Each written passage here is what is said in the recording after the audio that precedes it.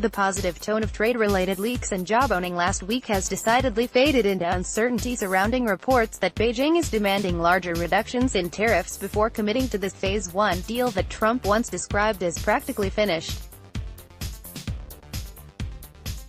And in the latest leak likely intended to undermine American markets, the SCMP reports that Chinese President Xi Jinping's planned trip to Brazil next week would likely come too early for him to sign that Phase 1 trade deal.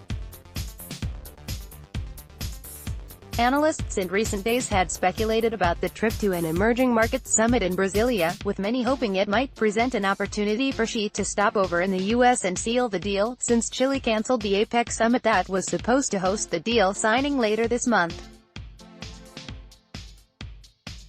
Unfortunately, as we've learned in recent days, the two sides have yet to reach a consensus.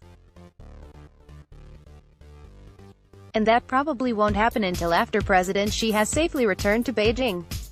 Perhaps just as disheartening for algos, the SCMP cited Chinese sources claiming Xi wouldn't agree to a meeting in the U.S., the latest indication that an agreement on a meeting location had become a serious side issue in the negotiations. Reuters reported something similar earlier.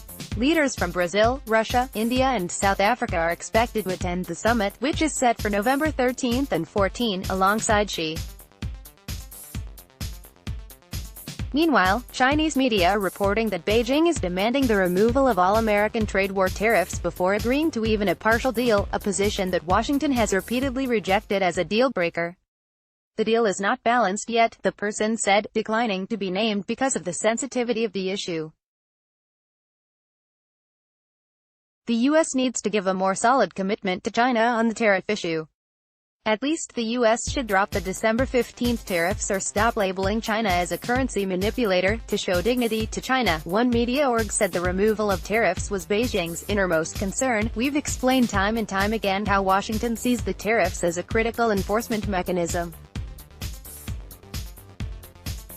If there can be no agreement on this issue, then it's likely both sides would dig in for an extended trade war that could endure for years, and perhaps create unprecedented strains in the relationship between the world's two largest economies, and two most dominant military powers in the Pacific.